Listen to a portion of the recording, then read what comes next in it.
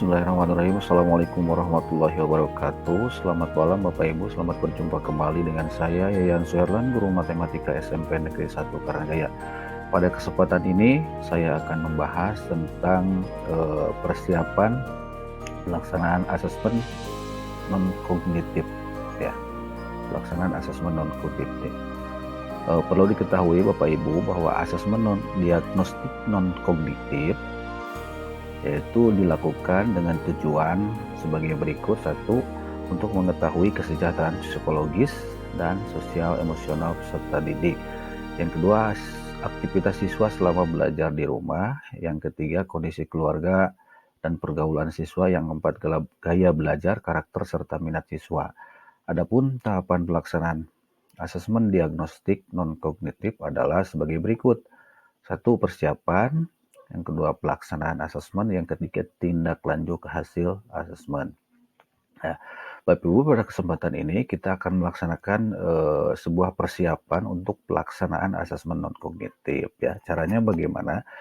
Tentunya Bapak Ibu, kita akan menggunakan atau memanfaatkan fasilitas yang ada pada Google Worksheets for Education, akun belajar ID, dengan menggabungkan beberapa aplikasi, diantaranya ada Google Form di sini Bapak Ibu. Yang kedua di sini ada Google Sheet, ya. Di Google Sheet sendiri itu ada nanti ada AutoCreate di sini.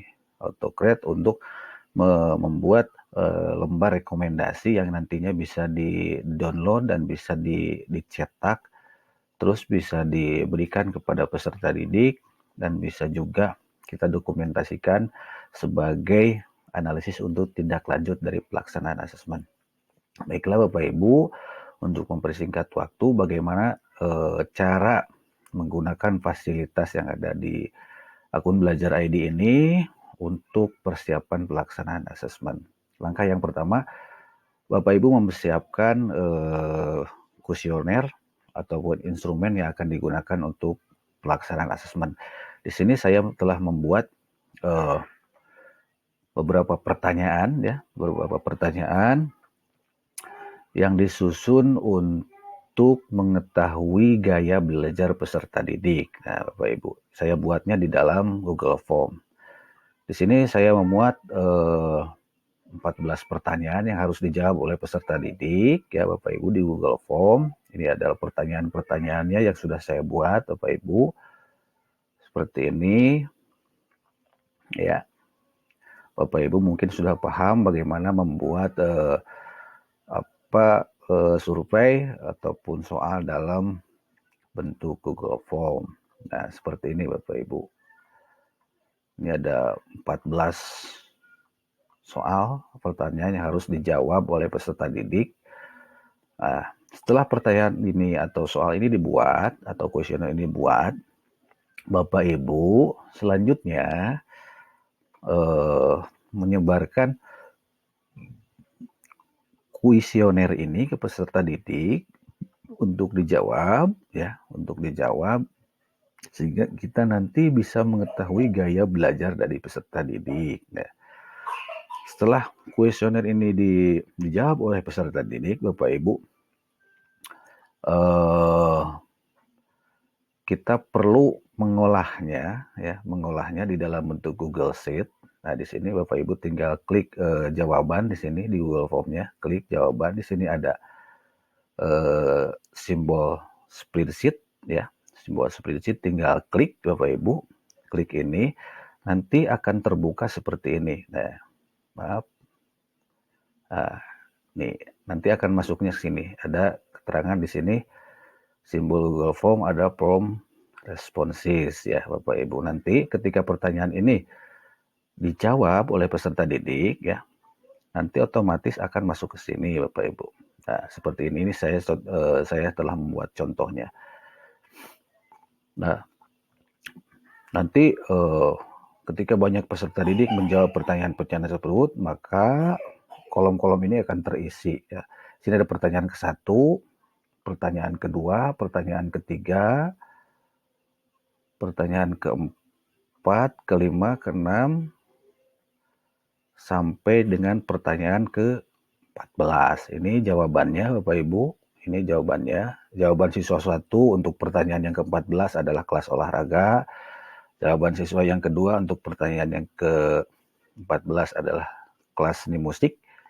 Jawaban peserta didik nomor 3 untuk pertanyaan nomor 14 adalah kelas olahraga. Nah, untuk pertanyaan 1 misalnya, pada waktu belajar untuk penilaian atau ulangan harian, penilaian tengah semester dan penilaian akhir semester, apakah Anda memilih?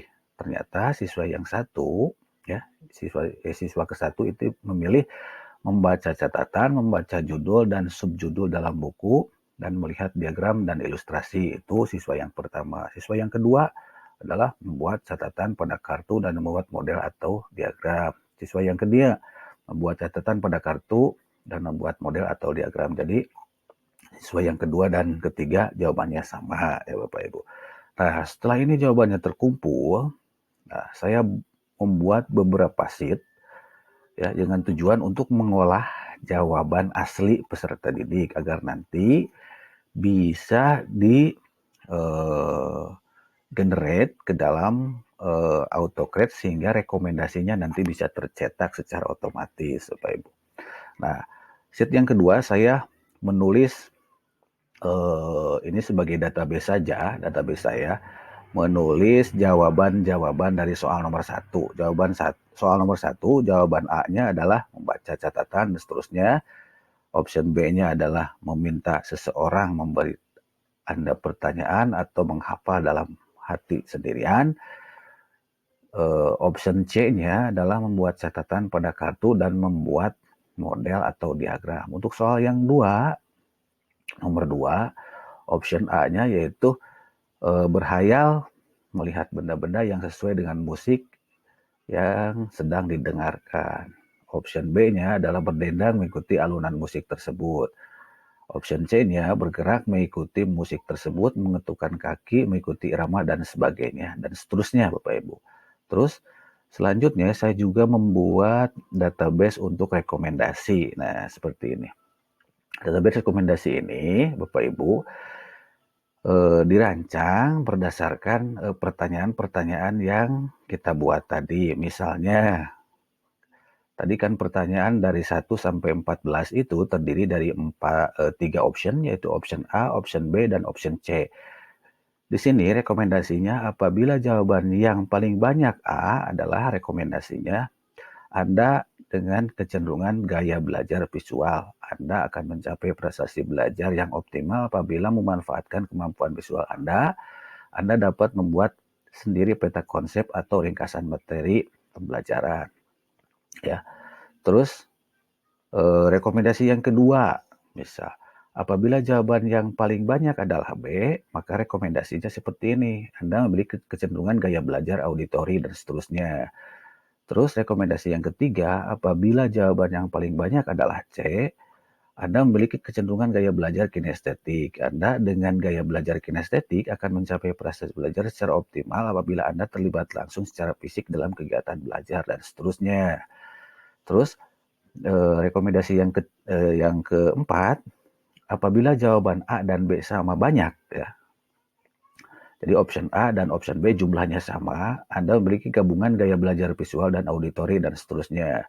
Terus rekomendasi yang kelima ya, apabila jawaban A atau option A dan option C itu sama banyak, Anda memiliki gabungan gaya belajar visual dan kinestetik dan seterusnya ya. Terus rekomendasi yang keenam, apabila jawaban B dan C sama banyak, Anda memiliki gabungan gaya belajar auditori dan kinestetik dan seterusnya. Ini adalah rekomendasi-rekomendasi yang nanti menjadi prasyarat ketika kita mengolah hasil atau jawaban dari peserta didik. Nah, ini Bapak Ibu. Selanjutnya ini adalah saya membuat sheet untuk konversi jawaban. Tujuannya untuk apa? Agar kita bisa melihat option di sini ya, option A, option B, option C. Jadi karena rekomendasinya nanti dihitung berdasarkan banyaknya option yang dipilih, maka saya di sini perlu mengkonversi jawaban tersebut ke dalam huruf ya di sini. Misalkan untuk pertanyaan yang pertama. Pertanyaan yang pertama jenis restoran, maaf ini pada waktu belajar, pertanyaan yang pertama itu saya buka kembali. Pada waktu belajar untuk penilaian atau ulangan harian, penilaian tengah semester dan penilaian akhir semester, apakah Anda memilih? Nah, di sini ini pertanyaannya, ternyata siswa A tadi jawabannya membaca catatan, membaca judul dan subjudul dalam buku, dan melihat diagram dan ilustrasi. Siswa yang kedua membuat catatan pada kartu dan buat model atau diagram. Siswa yang ketiga yaitu membuat catatan pada kartu atau model dan diagram. Nah, di sini jawaban-jawaban ini saya konversi ke huruf di sini ya. Caranya bagaimana? Yaitu dengan cara membuat rumus if di sini ya. Rumus if dan seterusnya sehingga diketemukan hasilnya nanti dikonversi menjadi huruf A, C dan seterusnya. Nah, di sini ini huruf B dikonversinya ke B berdasarkan rumus tadi ya. Jadi kita di sini perlu memahami rumus untuk menggunakan rumus if atau jika ya. Nah, ini konversi jawabannya. Sudah dari nomor 1 sampai nomor 14. Ke bawahnya belum ya Bapak Ibu karena belum diisi oleh peserta didik. Nah, di sini saya perlu membuat sheet lagi untuk analisis dan rekomendasi ya. Nah, di sini saya buat analisisnya. Untuk siswa yang pertama yaitu jawabannya pertanyaan yang pertama setelah dikonversi itu jawabannya A, siswa yang kedua C, siswa yang ketiga C. Untuk soal nomor 2, siswa yang pertama menjawab B, siswa yang kedua menjawab C, dan siswa yang ketiga menjawab C. Untuk pertanyaan yang ketiga, siswa yang pertama menjawab A, yang kedua menjawab C, yang ketiga menjawab C. Untuk pertanyaan yang kelima misalnya, siswa yang pertama itu menjawab B ya. Siswa yang kedua menjawabnya A, siswa yang ketiga menjawabnya C. Nah, ini setelah dikonversi seperti ini, maka saya hitung di sini konversinya. Berapa buah siswa yang pertama menjawab A dan berapa menjawab B dan berapa menjawab C. Ternyata setelah dihitung, siswa yang pertama itu jawaban A-nya itu ada 5 buah, jawaban B-nya ada 6 buah, jawaban C-nya ada 3 buah, sehingga rekomendasinya muncul. Nah, di sini juga perlu rumus Bapak Ibu. Saya memasukkan rumusnya seperti ini. Nah, ini rumusnya yang telah saya buat. Nah, sehingga muncul rekomendasinya seperti ini Bapak Ibu ya. Nah, setelah analisis dan rekomendasi selesai, saya akan membuat lembar rekomendasinya. Bagaimana caranya? Nah, di sini saya menggabungkan semua data sehingga nanti dibutuhkan dalam lembar rekomendasi itu bisa sinkron ya. Mana lembar rekomendasinya? Ini contohnya Bapak Ibu. Nah, di sini saya telah membuat template lembar rekomendasinya. Nah, seperti ini template-nya. Di template-nya rekomendasi, asesmen non kognitif, nama, kelas, mata pelajaran, rekomendasi. Struktur asesmennya seperti ini. Ini ke sini ya. Maaf, saya ganti di sini pertanyaan di sini ya. Bukan pertanyaan. Nah, di sini pertanyaan. Nah, di sini. Ini pertanyaan. Ini deskripsi atau jawaban dari pertanyaan yang pertama nanti seperti apa.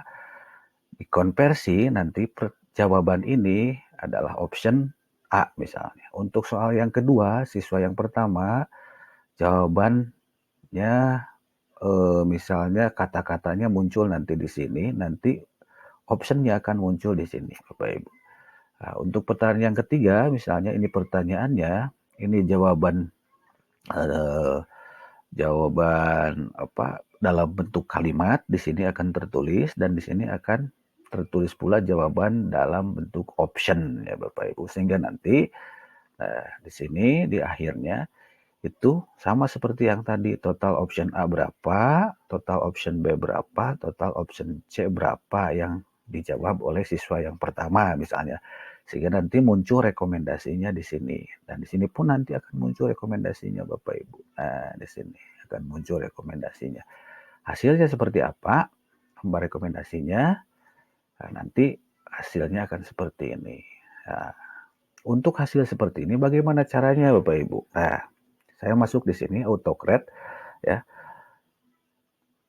Nah, lembar rekomendasi ini di sini memuat nama kelas mata pelajaran rekomendasi, terus di sini ada pertanyaan dan seterusnya, ada konversi, ada jawaban di sini. Nah, sehingga variabel-variabel ini yang harus muncul nanti di pengolahan Google Sheet ya. Nah, di sini di AutoCAD saya telah munculkan di sini ada nama, ada email, ada nama, ada kelas, ada mata pelajaran sesuai yang ini, Bapak Ibu. Nah, sesuai yang ini. Terus ada nama, kelas, mata pelajaran, ada rekomendasi. Terus di sini ada pertanyaan, pertanyaan 1, pertanyaan 2, pertanyaan 3. Nanti akan muncul di sini jawabannya ya Bapak Ibu. Terus optionnya nanti konversi 1, 2, 3, 4 sampai 14 nanti akan muncul di sini Bapak Ibu. Nah, akan muncul di sini. Nah, akan muncul di sini. Caranya bagaimana? Caranya saya di AutoCAD di sini masuk ke ekstensi. Di sini ada AutoCAD, open ya Bapak Ibu. Buka AutoCAD-nya.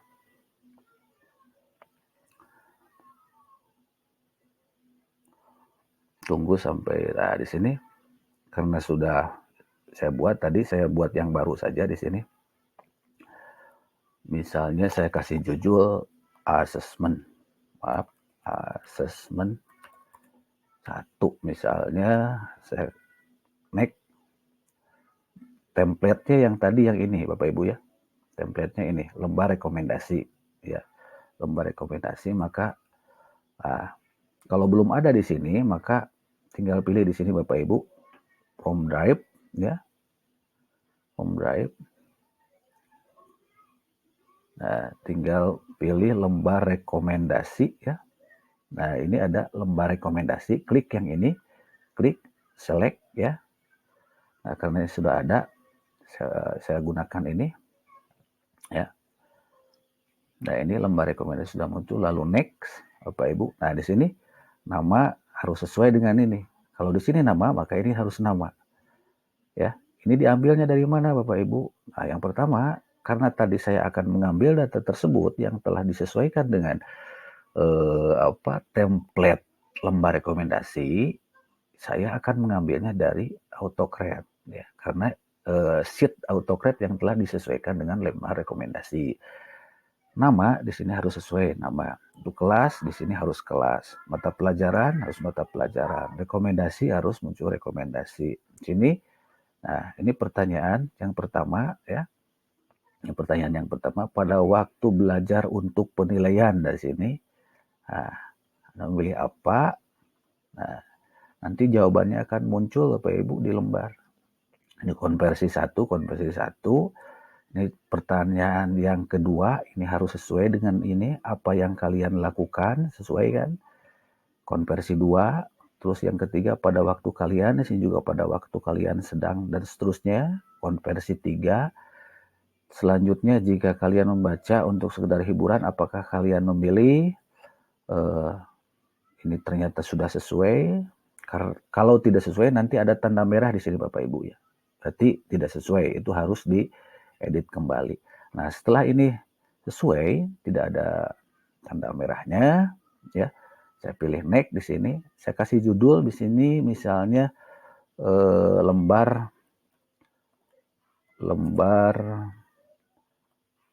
rekom. Nah, di sini lembar rekom. Bentuknya apa?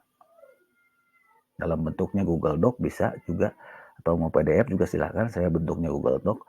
Langsung pilih next Bapak Ibu. Nah, di sini terus destination folder, pilih foldernya, nanti akan diletakkan di mana hasilnya Bapak Ibu. Pilih salah satunya, select, misalkan di sini select ya. Nah, setelah itu saya naik kembali. Di sini additional, saya next kembali. Nah, di sini apakah akan dikirim melalui email? Ya, kalau mau dikirim silakan klik yes di sini. Klik yes ya. Nah, di sini tinggal next Bapak Ibu ya. Ini yes. run of from trigger, tinggal save Bapak Ibu, save ya, di save saja. Seperti ini. Kalau ada barusan pernyataan berarti ada sesuatu yang salah, itu tinggal diperbaiki dengan email ya. Emailnya tadi ada di sini. Nah, setelah itu Bapak Ibu, di sini setelah di setting tadi auto create-nya ya, setelah di setting nanti setelah di save ya, setelah di save pada nomor 9 tadi, nanti akan bentuk seperti ini, asesmen non kognitif. Tinggal klik saja ini run job ya, run job, klik ya, run job, klik. Nah, di sini saya telah selesai. Nah, di sini sudah ada satu lembar rekomendasi yang sudah terkirim ke email. Untuk melihatnya tinggal klik. Nah, ini tinggal klik. Nah, inilah lembar rekomendasi yang sudah tercetak Bapak Ibu ya. Gitu kan? Nah, seperti ini. Jadi hasilnya akan lebih bisa terdokumentasi dengan benar dan lebih teranalisis mungkin ya. Analisisnya mungkin lebih apa?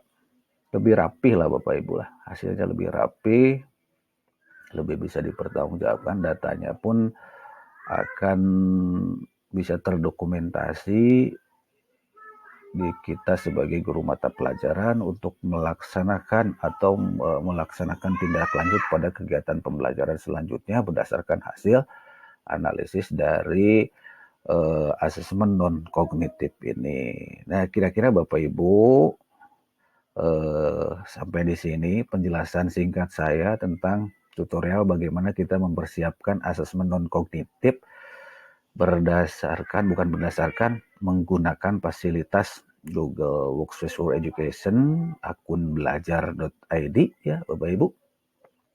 Mudah-mudahan bisa bermanfaat untuk Bapak Ibu semua, dan hal ini mungkin sekarang sedang hangat-hangatnya karena ini merupakan bagian dari kegiatan pembelajaran yang tentunya akan sangat bermanfaat sekali ketika kita melakukan sebuah intervensi pada peserta didik ketika melaksanakan pembelajaran.